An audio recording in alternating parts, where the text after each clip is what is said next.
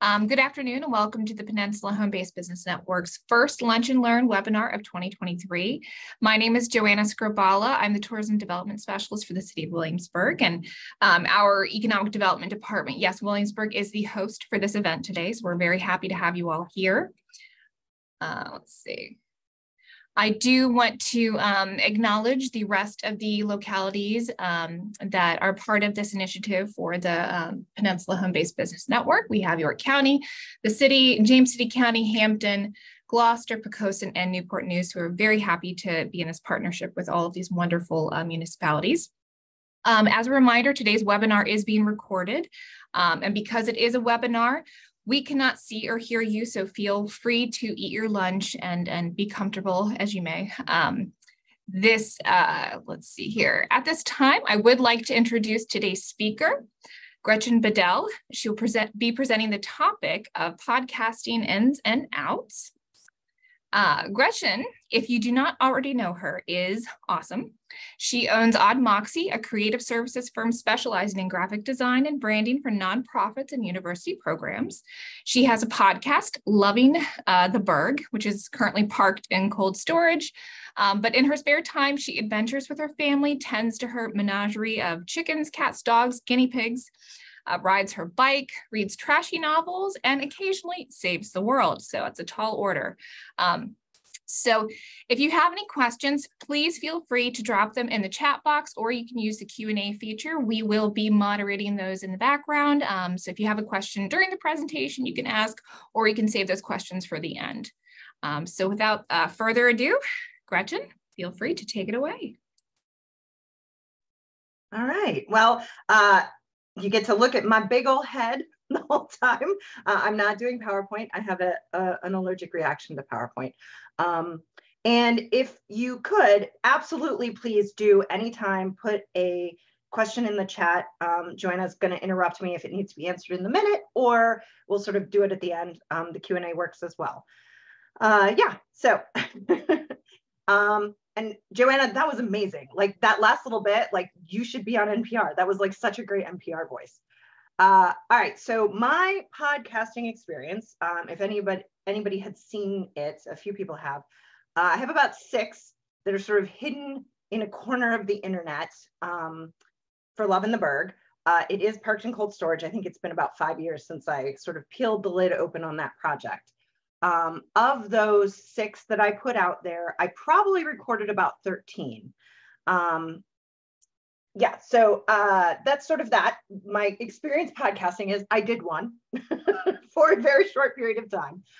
And that I've since done a bunch of research for everyone here in preparation for this webinar. So here we go. The first thing I'm going to tell you is that if you want to do a podcast, that you should be listening to some podcasts. Much like writing a book, they tell you if you're going to write a book, you need to have read some books. If you're going to do a podcast, you should definitely listen to podcasts, and not just the ones that you like or the ones that you would like to emulate, but also the ones that like drive you crazy or you don't really know why, but you don't like it.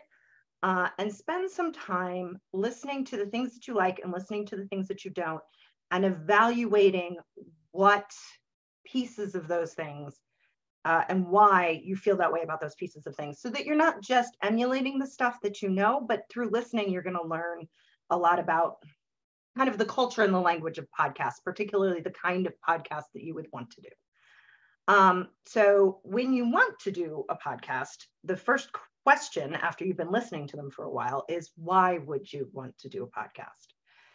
I went into this assuming that everyone who's here probably has one of 4 reasons that they want to do a podcast. The first one is because they think it would be really cool. Like absolutely just utter enjoyment. You think it would be a neat thing to do. This could be a cool hobby. And to that I say, absolutely. That is the best reason to do a podcast. It's the best reason to do anything. Like you just want to have some fun and do something cool or interesting or learn or stretch your brain in some way. I think you should do it. The second reason you would want to do a podcast is to make some money on your podcast. So the podcast itself is a product. Knowing that you want to make money at this, there are some things you should know.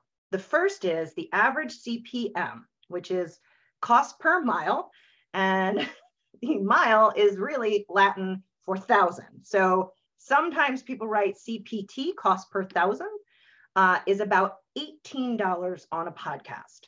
So once you hit about 5,000 downloads per month, you can start to earn about $18 per thousand ears that go on your for 1,000 downloads for your podcast. So one 30-second ad will earn you roughly $90 in revenue.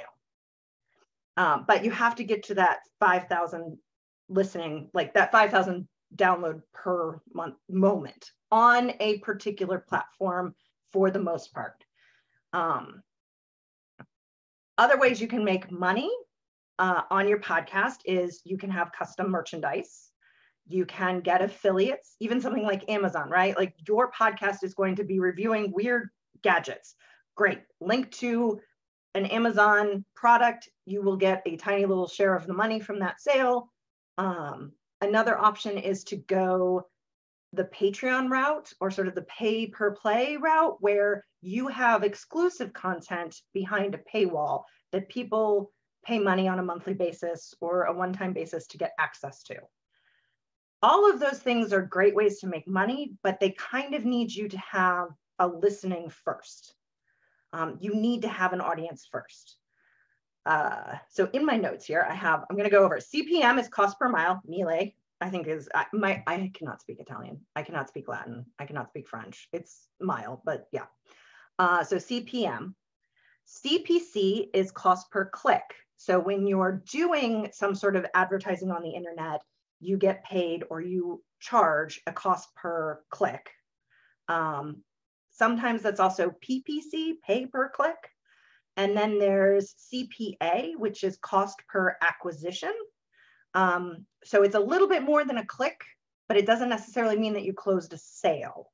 So cost per acquisition could be, they clicked through and put their email in a form.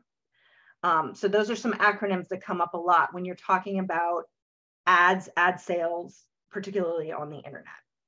So if you have, back to this, if you have 5,000 downloads a month, you're going to earn about $90 in revenue per ad, which is not very much. So the next one is the next reason you might want a podcast is to drive clients towards your business. So when I had my podcast, I actually at the time had photography as one of my revenue streams for Odd Moxie, along with production, audio and video production. And I was a co-owner of the co-working space Work Nimbly. And one of the things we wanted to do was to get people into Work Nimbly so that they could be in the space and see how they could use it. So my podcast actually served some interesting niches for me in my marketing. So I wasn't really trying to get dollars here. I wasn't really trying to get big sales. What I was trying to do was expose a group of people to the fact that I took pictures, my company took pictures, we could do real portraits, that we did do audio production as well as video production. And then I got people into the space for the other business. So we felt like that was a worthwhile use of my time and my energy. And I enjoyed it. I really enjoy collecting other people's stories and listening to them and the things that make them happy and excited. And that piece was like really nice. So this hit all of my buttons. Was it going to make me a millionaire? No. Did it really land me any clients? A little bit for the co-working space, but yeah, but it brought me joy too, which is a reason to do a thing.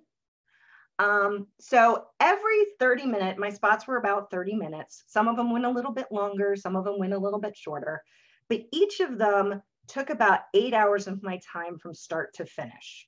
So that would be trying to find new, because I wasn't really trying to market it. So this doesn't include marketing the podcast itself. This was trying to find interviewees, making sure my gear was right, making sure I had edited things, making sure that the content and the sounds sounded the way I wanted them to, making sure the branding was on point, so each one took me about 8 hours. I charge $150 an hour for my expertise or my knowledge in a thing. So at 8 hours, that's like $1,200, right? So $1,200 is a lot to spend on a 30-minute podcast. If I was going to do this to drive customers to my business, I would be better off taking that $1,200 and sending it to other podcasts that might hit me a larger audience, because those people have already done the work. And the last reason why you might want to start a podcast, as far as I'm concerned, is that you want to educate potential clients. So a lot of us have these small businesses where, and we say this, I catch myself even saying it, like, if they only knew that this was really important, if they only knew, then I would have a lot of clients. And so we have a client education problem. And looking to podcasts to solve that is probably, at least having your own, is probably not a reasonable solution.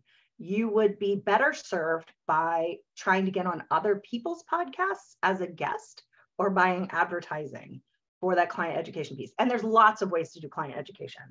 My example would be if you're a locksmith and you really need people to know that their front door locks are not safe. They're just not safe. And so you could do a podcast all about locks, but the people who are going to listen to your podcast about locks and locksmithing are other locksmiths, possibly magicians, maybe people who like to pick locks as like a hobby. It's a hobby. But you're not going to get someone like me, who's just a random person, listening to your podcast about locks. So it's not going to educate me that I need to change my locks, or I need to hire a locksmith to change my locks. So as far as I'm concerned, if you're going to do this and you're still with me and you're not doing it for fun, just don't hope that this is going to make you a bunch of money. I guess that's my one takeaway there. So if I haven't scared you off, after you've decided what your why is, and that why is really important, you need to define your topic and style. So by listening to other podcasts, which is your first step, you decide what kind of a podcast you want to have. Like, chances are, if you're here, it's because you want to have one, you want to have a podcast, and you kind of already know what you want your podcast to be about. So that's your topic, right? Like, I want to have a true crime podcast, or I want to have a podcast about locksmithing. All of those are great. But are you going to do an audio only podcast, or are you going to do an audio and video podcast? You know, a lot of people do these interviews and set up cameras and record it, and so they can release the audio, or they can release the audio and the video. Are you going to have a scripted podcast, or is it just going to be off the cuff? Are you going to interview someone and then that back and forth? So that was the style I did. I like the interview format. The podcasts I tend to be interview formats. The other format that I tend to really like is storytelling. So nonfiction storytelling, where it's scripted, but you also might have chunks of interviews that are a little handed. Maybe you have sound bites or audio from a place where you went. So interview, nonfiction storytelling are two styles of podcasts. You can also have a solo podcast, which is just you talking to the world. You can have a conversational style podcast, which is you and someone else have a conversation back and forth, but it's not an interview. It's not like you change every week. It's just the two of you, kind of like a morning radio show, just the two of you, and you talk, and that's the podcast. You can have a panel where you have several guests and you try to survey lots and lots of different opinions in that audio. And that's kind of the big genres. Like, when you go to upload your podcast and they're asking, what's your podcast about? What kind of a podcast is it? Those are your checkboxes. They're usually interview, solo, conversational, panel, or nonfiction storytelling. You can also, I think there's also fiction storytelling, but yeah.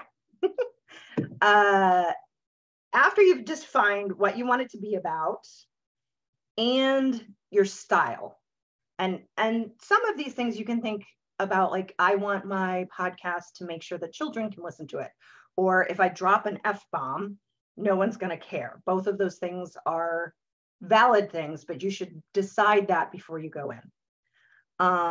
And then you want to define, like any project. We all own small businesses. We have all heard this. We all know these things. Define your goals, and they should be SMART goals. They should be reasonable and measurable and actionable and timely. So make some SMART goals. Define to you what success or failure for your podcast is going to be. The other thing that I would have you decide before you start is when, why, or how you would stop. Let's assume that your podcast is amazing and you get 100 billion views, which I don't even think is possible, but you get all these downloads. People are downloading it 6 or 7 times, listening to it 18 times a day. You're like, the new big thing.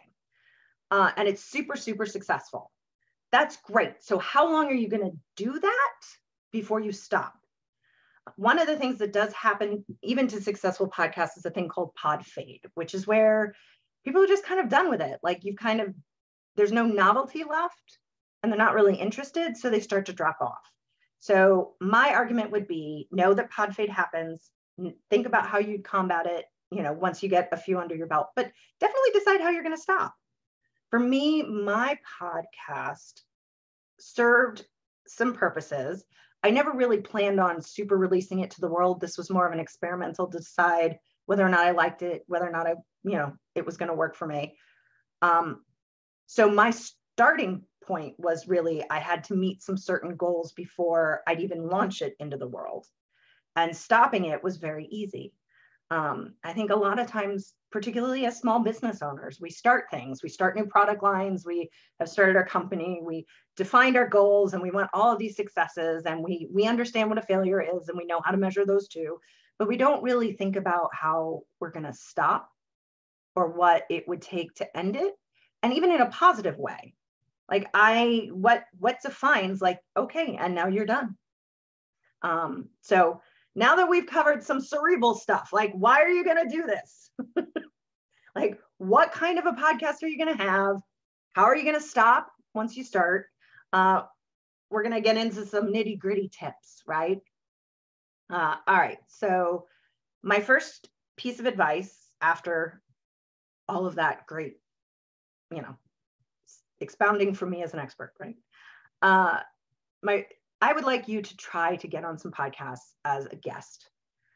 Research podcasts that you would have some knowledge or some expertise on, and just approach them. Just say, hey, I love your podcast. I'd love to be a guest on your show. How can I help give you my information? Generally podcasters too have a form that's like a media inquiry form or a potential interviewee form that you just fill out. And there are a lot of podcasts out there, and a lot of them are really definitely looking for people to talk about what they know and what they do. And everybody who's here has some knowledge that nobody else does. Like all of you here have some sort of piece of expertise that I don't have, and I would love to know what that is.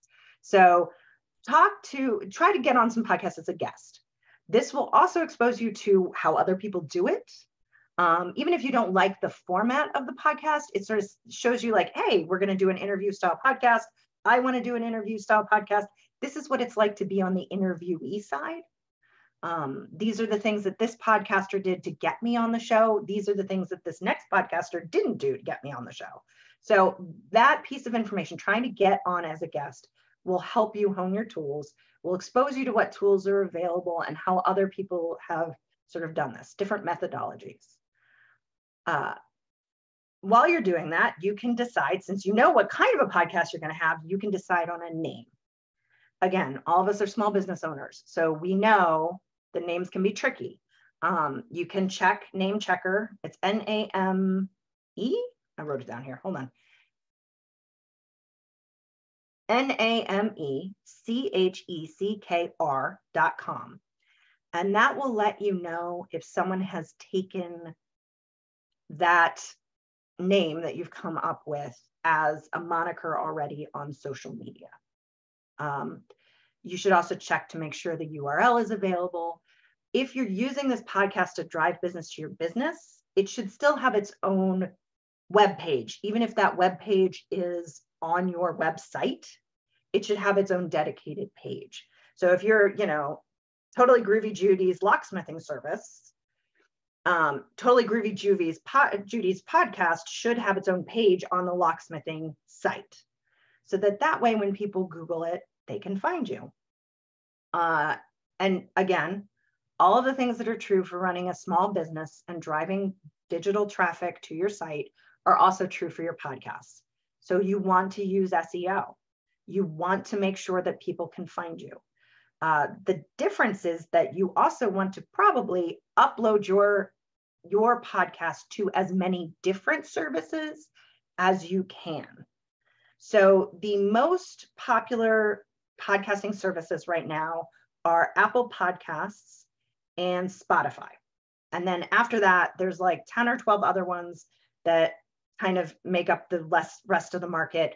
But it doesn't, for the most part, from my research, it doesn't really cost you anything to upload to all the sites. So that if I happen to like Stitcher, which is a real throwback, I can get my podcast I can get your podcast from Stitcher or Spotify or Apple Podcasts. When you're thinking of your name for your podcast, you need to keep in mind, again, this SEO piece. So in the case of Apple Podcasts, and you should only have one name. Don't change your name depending on where you uploaded it, because that will just cause utter chaos and confusion. I did have somebody suggest that, and I was like, that's a terrible plan. So if you're doing a name directly from Apple, I'm going to read this because it's a quote. It's important to have a clear, concise name for your podcast. Duh. Make the title specific. A show titled Our Community Bulletin is too vague to attract many subscribers, no matter how compelling the content. Pay close attention to the title, as Apple Podcasts uses this field for search. So your title matters more for searching when people are looking for a podcast than your description. So if you're Totally Groovy Judy's Locksmithing and your podcast is just Totally Groovy Judy, when people are looking for locksmithing podcasts, they're not going to find you, even if it's in your description. Or they'll find you, but you'll be below other locksmithing podcasts. So the challenge here is come up with something unique, come up with something catchy, but also come up with something that basically just says what it is. And it's a bit of a tight market, but we've all done this, again, because we all own small businesses. We all know how hard it is to come up with unique names and to register all that. So as far as uploading to Apple, Spotify, and then the handful of others, things to know are when you upload to Apple, they don't pay you. You can sell advertising on your podcast through a different service and it's part of your recording, but Apple doesn't pay you. Spotify does have an audio advertising marketplace. It's called Anchor. And I have a series of links that I'll share with Joanna after so that she can sort of get it out to everybody. Spotify has a RPM, revenue per mile. So that's your side, right? This is how much you're going to get per podcast ad. They pay about $18 again per 30 seconds. But they do have a whole marketplace. So I have a link that sort of explains how Spotify is. It's Spotify's website. And so if you just want to Google Spotify's website and ask, how do you make money at this? They made it really easy to explain it. So after you've sort of figured out your name and you know that your branding and how that's going to work, make sure too that you have some contact info. So if you're Totally Groovy Judy's locksmithing service and your contact info is email, it's steve@gmail, you're going to lose some social clout when people go to contact you about your podcast. Either they want to be on it, they want to buy an ad on it, they want to talk to you about it, they have a question. They need to be able to find a way to contact you. So do make sure that when you're coming up with a name and you're figuring out, how that's all going to work, that you also have a way for people to contact you. After you've done that, you should define your resources. How much time do you have to put into this project? Like realistically, because as they say, when you say yes to something, you're saying no to something else. So if you're doing this podcast, you're going to be giving up something else, whether or not it's your free time or your TV time. Again, as small business owners, I don't think any of us are like awash in free time. So you're going to have to give up something. If it's just your chance to eat a leisurely lunch, maybe that's it. How much money do you have to spend on this? Realistically, set yourself a budget so that you don't blow your budget. It's very easy to start going down a rabbit hole of buying gear and buying time and buying services, and then realize you're spending $500 a month on a podcast that's possibly not generating that revenue yet. So really consider what you want to invest your time and your money. But you also have a lot of other resources around here. I happen to be very cheap when it comes to my time and when it comes to my money. I'm very cheap. So I would rather try to use resources that are available to me. And one of them is at some point, the library, I believe it's going to be the James City County branch of the Williamsburg Regional Library, which is both buildings, is going to have a podcasting studio in it. So once that's up, I mean, just heck, go to the library, use their stuff, try it out. Like, that's free. That's great. You can use your phone. When I started my podcast, I wanted to refine my interviewing skills.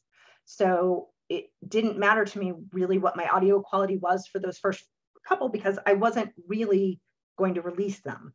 But I also learned a lot.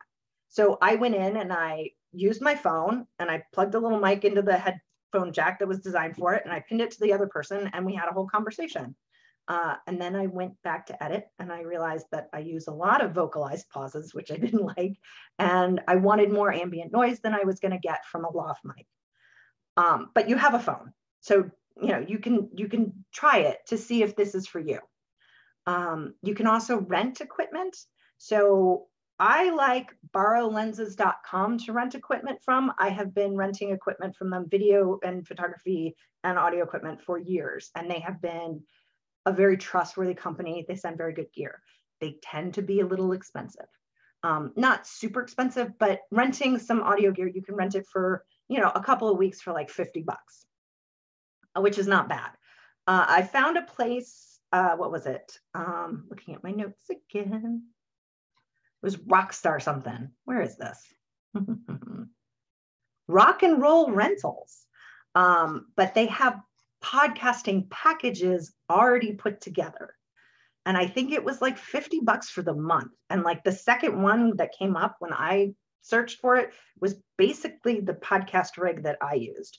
So I have a Zoom audio recorder that has a 4-directional mic. And then I used lav mics that I clipped. So lav mics are the little microphones that you see clipped on like talk show hosts or interviewees.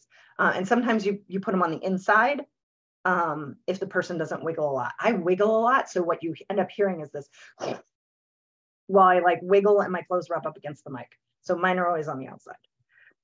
So I had some lav mics to catch directional, like the voices. And then I had the 4-way audio recording, which was catching the voices and the ambient noise.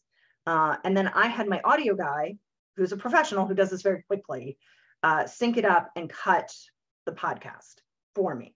Then once the podcast was cut, I went through and listened to it. I made notes about what I wanted changed. But again, a 30-minute podcast, part of the reason why it took me 8 hours was that like every time you listen to it to make sure it's right, it's at least 30 minutes, which you find yourself stopping and then starting again and writing down time codes. So editing can be a bit of a trick, but you can rent equipment. Long story short, use your phone, rent equipment, try the library before you throw down with all this stuff. If you're really excited about doing this and you really want to do it, none of these things are going to slow you down. I would say go ahead and then make some on the assumption that you will then never, ever release them. And that gives you a permission to play. It gives you permission to experiment. It gives you permission to make mistakes. So one of the very first podcasts I recorded, you couldn't hear me at all. And it was an interview style podcast. So all you heard were the interviewees answers. So that it was out of context. There wasn't even anything I could cut together like a one-sided show. So that one was just crap, but I learned a lot. The next couple, I did learn that I use a lot of vocalized pauses when I speak, particularly when I'm speaking off the cuff.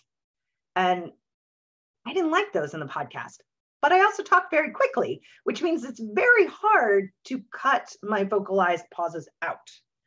And talking very quickly, now that I'm talking very quickly, I'm trying to remember to slow down.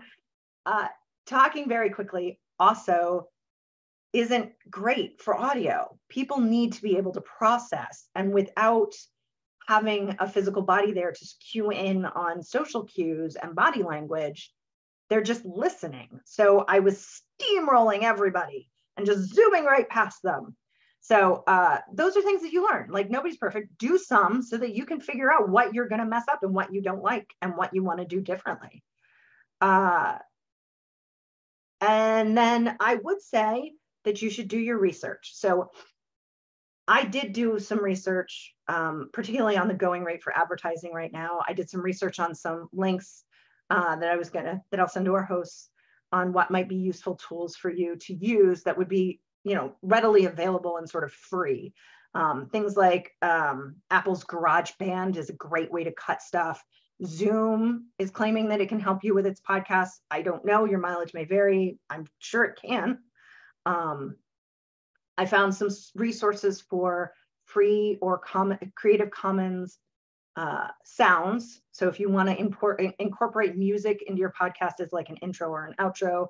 So I've got some of those links. So I did some research for you guys, sort of presenting, not really knowing why each of you wants to have a podcast or what you're hoping to get out of this talk. So, but my own like Googling, like I didn't do like in-depth research, right? And my own Googling is pretty broad. And my bias and my circumstances are going to sort of inform my research. For example, I would basically tell you, don't do this unless you want to do it for fun, and then in which case do it. And that's the only reason to do this. But you have a different circumstance, you have a different life. So, and I don't know those stories. So go ahead and do some research. Realize that this is also a very professional market now. There was a window for us, like, a couple of years ago where indie podcasts did spring up and they really did get a good following. And there are a lot of people who are still successful that started as an indie podcast. And I'm not saying that can't be you, but right now, if you're starting a podcast, you're up against NPR. And NPR has been a talk show radio staple since before the internet. So there are a lot of people out there who are doing this at a very high end. And so that's the standard that you have to kind of live with. In the same way, indie films. Remember, like Clerks, right? Like anybody back in the 1997 could have a video camera and make an indie film, and it was like this hot thing that everybody was making an indie film. Oh, I made 2 indie films with my friends. But like, we still hired professionals. There were still professional actors. So like, it wasn't even super like, we just had some guys and we went out of the garage with a camera, right? Like Kevin Smith didn't walk out of his Jersey garage with a camera and shoot Clerks. What he did was he had a bunch of friends, because he's a director and he had directed a lot, particularly shorts. And he had a bunch of friends who were professional actors. They just were very young in their career.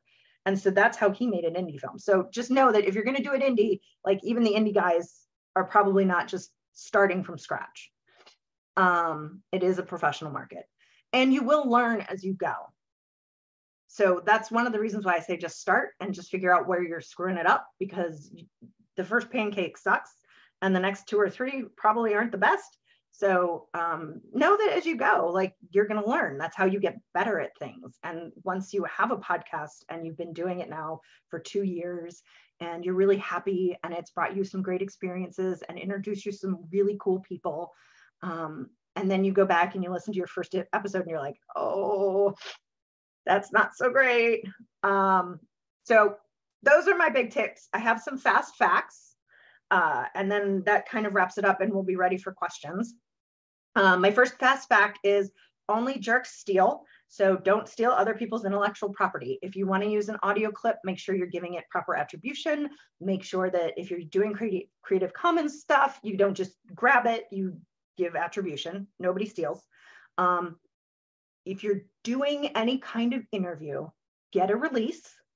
I'm not a lawyer. I don't play one on TV, but get a release. Have your lawyer, your business lawyer, help you create a release, or I mean, maybe go find one on the internet, but I would still run that by your lawyer because I tend to be careful that way. One of the things that happens when you interview people is you cover a large range of topics, and you never know when you cover a topic that maybe one of you, so let's just say you interview everybody, and one of the people you interview is like really, really against the dairy industry. And flash forward 6 months and you interview some sort of CEO from the dairy industry. That person you interviewed before can come back to you and ask you to take their podcast down because they don't want their name associated with that. So you need something in place to protect you so that you can keep your intellectual property doing what you want it to do. And your lawyer will help you so that they know that they're not, it's not like you own all of the audio. It's not like you can take it out of context and sell it, you know, so that they're the next voice of hemorrhoid cream or something terrible like that. But get a release. Get a release. When you do release some podcasts, make sure that along with putting it up on every available podcasting platform you can, that, you know, depending on whether or not it costs you money, so that's the can, that you also put it up on your social media. Put it up on Twitter, put it up on TikTok, put it up on Instagram, put it up on Facebook. And when you do, make sure that you hashtag it. Again, we are all small business owners. We all understand this piece of social digital marketing. You hashtag it if it's appropriate. Make sure that you tag people if it's appropriate. You know, if you're going to interview the CEO from the dairy industry, hashtag dairy industry, hashtag boss cow, you know, at Mr. Dairy professional, you know, do those things. The ideal podcast length, according to my Google research and like 7 different sources, is about 30 minutes. The ideal schedule is about once a week. This is a good point to like figure out your resources. Is once a week reasonable for you? Should you release instead once a month? How much of a backlog can you create? Because if you're trying to release them once a week and you're doing them that week, you're going to get overwhelmed. You need to be able to do 2 or 3, park a few in storage, and then bring them out as a schedule. So when you go to do this, definitely put together a schedule of when you're going to record, how it's going to get edited, what the timeline is, so that you can release them regularly. The internet seems to really like, much like social media, right? Like you're supposed to post like this many days apart, this many reasons, this many times a day. Like the internet likes regularity and wants us to sort of feed the monster, but feed the monster on a schedule. And, you know, even if you're doing it for fun, do treat this with the respect. Like it is a professional market. You're going to have to put some effort in it. There's going to be some suckage, but there's going to be some greatness. And if you put the work in, then you're more guaranteed to have a success. So that's about what I got for us. And I figured now we've got some questions. So hit me, Joanna. Who needs to know what? Yes, hold on 1 second while I get my stuff in order here. Sure. I want to move my little. Okay. We're good. Yeah. We did have one question come in through the Q&A feature, and from Nariel. She asks, is there a general distributor for podcasts like there is Ingram for books? That is an excellent question. Hi, Nariel. It's great to hear from you. We'll have to catch up soon. I'm going to tell you, I have no answers. I do not know.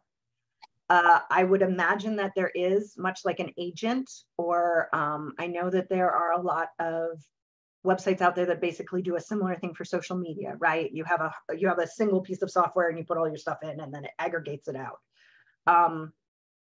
I don't have a good answer about how to distribute it, other than I would, particularly if I was starting, just do it, upload them each individually and, you know, make some sort of a checklist.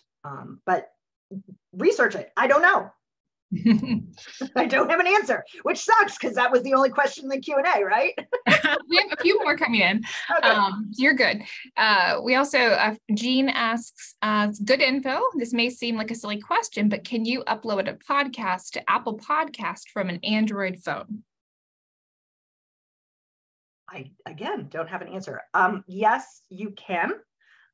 You probably don't actually want to use your phone. You probably want to use your computer. Google Podcasts has a whole back end, much like anything, right? Like if you're doing anything with Apple, their app store is pretty rigorous. So their podcast store, like iTunes, is pretty rigorous. So they have a back end. You go to the .com and you upload it, and yeah. So you probably wouldn't use your phone, but I honestly don't know if you can listen to podcasts on your Android phone with an Apple product. I feel like they don't like each other enough. Like, I feel like this is kids in the back of the car. You need to have like a divider. Also, a Fran asks, where do you store them so they can be linked to a variety of places? I assume this is hosting, or could lead into hosting. Fran, again, I'm going to tell you what I would do. And your research might give you a different answer. What I would do and what I did was I recorded them. I kept it locally on my computer.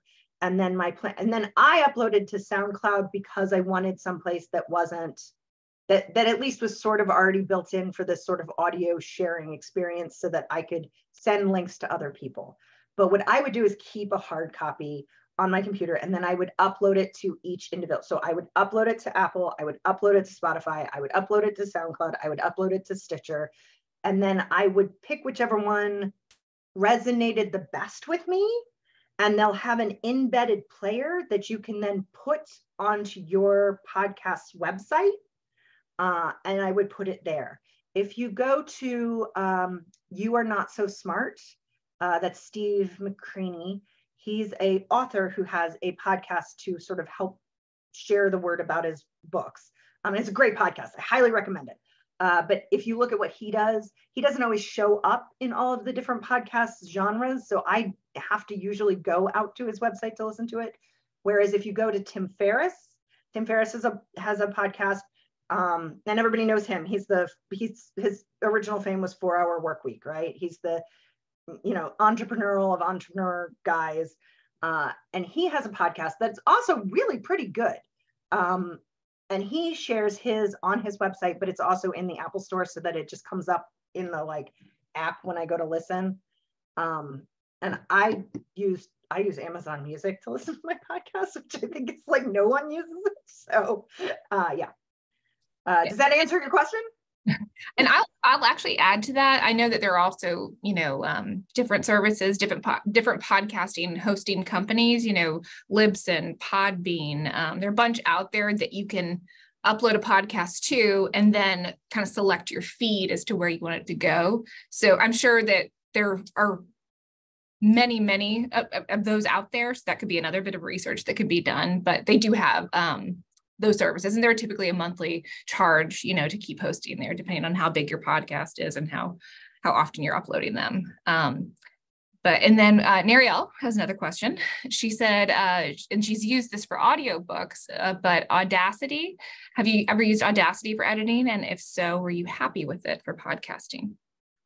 So I won't do my own editing because I happen to have sound engineers who can do this for me.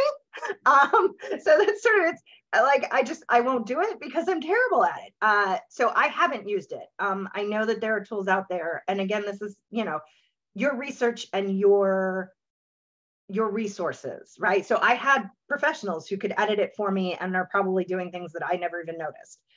Whereas if you're doing it yourself, I would probably, if I had to do one on my own, I'd probably do something really clunky, use Premiere, which is an expensive piece of equipment that you use to edit video, because that's what I know.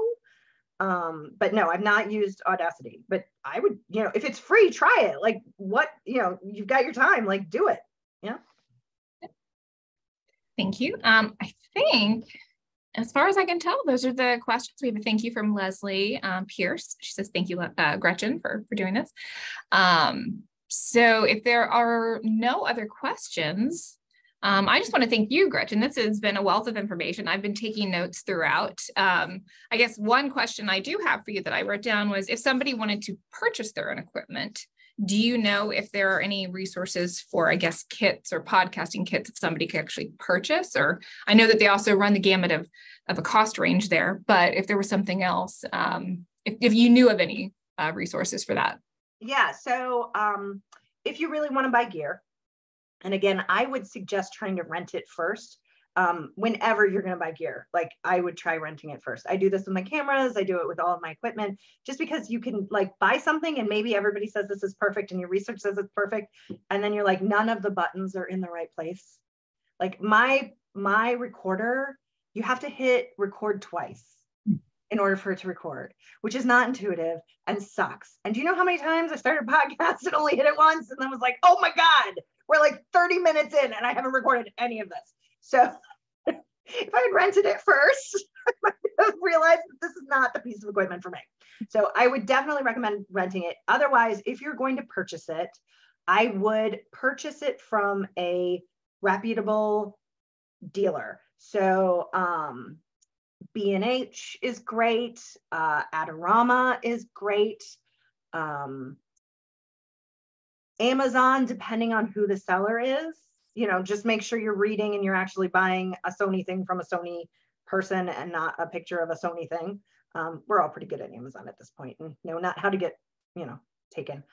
If you want to buy used equipment, I look to Borrow Lenses. I bought a lot of used equipment from them and that was pretty reliable. I'm very gun shy about I would rather buy used equipment than buy new because it's cheaper, but I'm also very gun shy about buying it from, you know, some guy off eBay or somebody that I met, you know, here in town. So yeah, I would go with a reputable big name store. Best Buy even would have probably some stuff.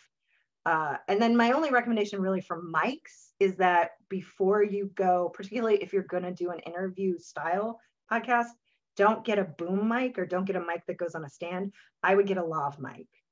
And Rico is like a really popular one. Everybody uses them. They're super cheap. So. Thank you. It's a personal question, so I appreciate that. Would be helpful for everybody. So thank you again, Gretchen, for being here. We really appreciate it. Again, she's thrown out a bunch of really wonderful links and resources. So we will be sending those out in a follow-up email. So you didn't have to take, you know, ridiculous notes throughout this, but we will be sending those out to you. Let's see here. Now, as a reminder, next month's Lunch and Learn is May 10th at noon. The topic is cybersecurity for home-based businesses. You can register for the entire series online. There will be a cybersecurity, I can leave this up for a second here, but we will be sending out links. So if you are not able to write this link down to register for future webinars, we will send that information out. There will also be a cybersecurity survey sent out ahead of time as well. So the speaker for next month can kind of prepare what they will be speaking about based on your responses. So again, we'll send this link out so you don't have to write it down. You can write it down if you'd like to, but we will be sending that link out. I think that is it for today. Again, thank you for everybody attending. Thank you, Gretchen. And we will see you next month.